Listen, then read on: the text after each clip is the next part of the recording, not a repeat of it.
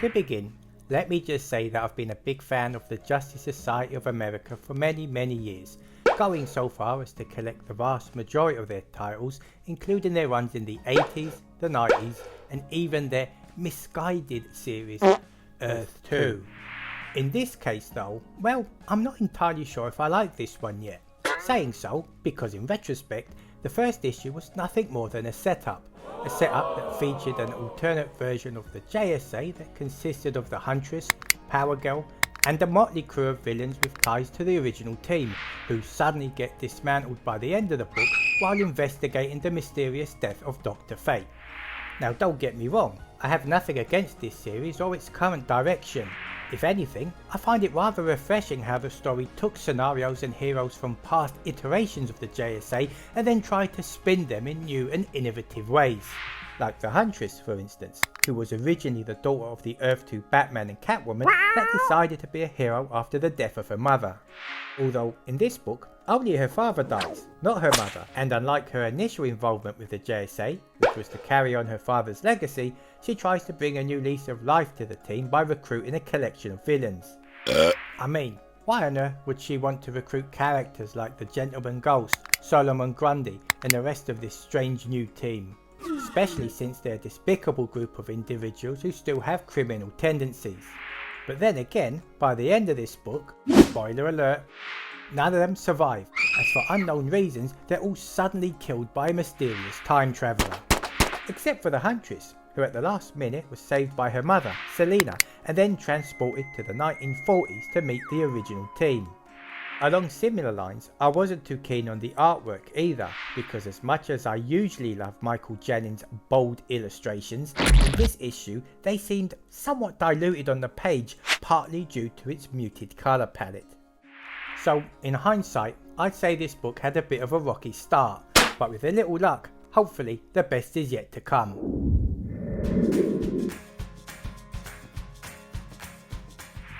Now, to be entirely honest with you, I had a tough time trying to figure out which comic I preferred out of this month's episode of The World's Finest and this month's episode of the Justice Society of America. After all, they're both nicely illustrated adventures, and in hindsight they only suffered from at least one fundamental flaw. In the case of the JSA, the flaw had to do with a cast of disposable characters and a story that only set up future events.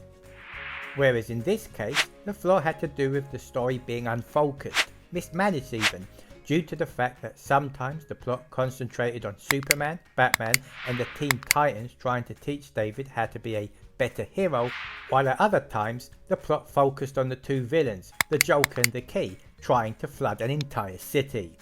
Now I know this doesn't sound like a major flaw, because in retrospect, no it's not totally anyway, but the manner in which the story flim-flammed from Batman's plot to Superman's plot to the Teen Titans plot and to the Joker's plot did make it slightly difficult to follow. Only slightly, mind you, as at any given time I wasn't entirely sure which strand of the story was the main driving force behind it. Was it the villain's dastardly scheme? Was it the plan to teach David to be a better hero? Or was the story's main focus to get David to reveal why he's always so angry and so bitter? In any event, this unfocused flaw did hold the story back in places, but in the same breath, the art was great, the story pushed the plot in a more meaningful direction, and my god, didn't it end on one hell of a cliffhanger.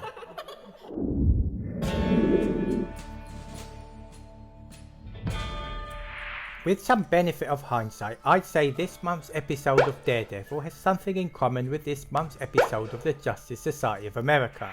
No, they both don't share at least one noticeable flaw, well, not just one, but they do feature a selection of villains who seemingly want redemption. In the case of this story, however, it takes a bit of time before we finally get to this part of the plot, because leading up to this, we are presented with a number of interconnecting scenarios that reveal Daredevil is still in therapy, each member of the Fist has enhanced abilities due to the ritual Daredevil and Elektra performed last month, and that the Hand has instigated a plan to take over the world by replacing each world leader with an undead agent under their control. But instead of the Fist trying to subvert the Hand's world-conquering scheme, Matt insists that they break into a highly fortified prison and recruit a team of criminals to aid them in their quest. Do these criminals accept Matt's proposition though? Well, most of them do, despite Matt having to face two opposing obstacles prior to their escape. One of them being the US agent, who Matt slaps into submission, while the other was Goldie, who tempts Matt to set him free prior to this episode coming to a close. Now, all in all, I wasn't that keen on this month's episode because as much as I loved the look of the atmospheric artwork along with the revelations it ultimately revealed, at the same time, not a lot of this story made much sense. Well, why did Matt recruit a group of convicted criminals when he already has access to the superhero community? And why didn't Matt allow Elektra to go off on her side mission to intercept the Hand when it seems pretty damn obvious that her mission is a lot more important than the one he wanted her to take on? But then again, all of this pontificating just goes to show that this month's episode of Daredevil has something else in common with this month's episode of the JSA. They both came across as a setup for things yet to come, even though they should have been enjoyable action adventures in their own right.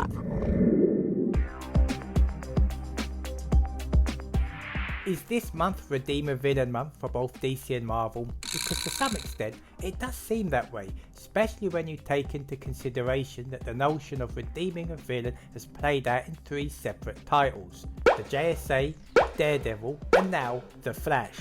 Although in this case, said team is none other than the popular group of villains, the Rogues, including Captain Cold, Mirror Master and the rest, who are recruited by the newly elected mayor of Central City, Gregory Wolf, in order to protect the city from the Flash and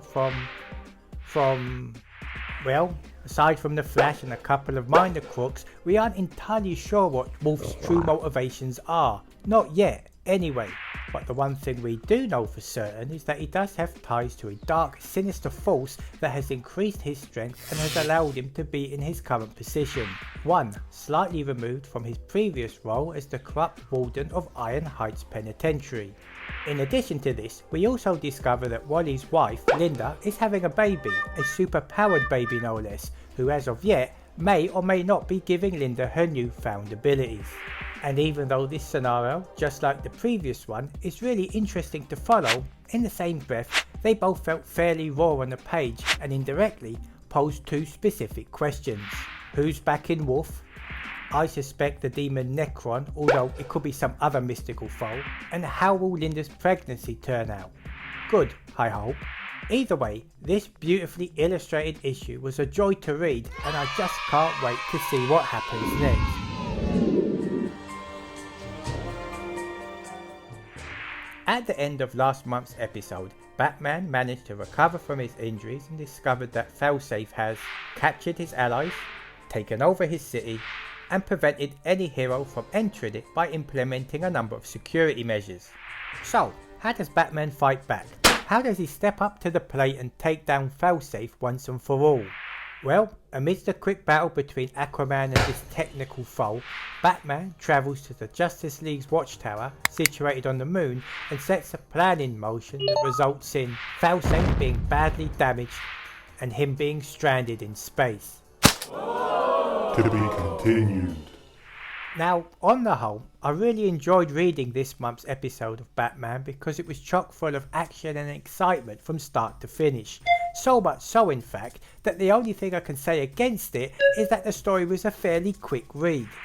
But apart from that, the art was amazing, the plot made sense, and just like last month's episode, it had a real hunter-hunted vibe, which took me on a journey from the bottom of the ocean to the great heights of space.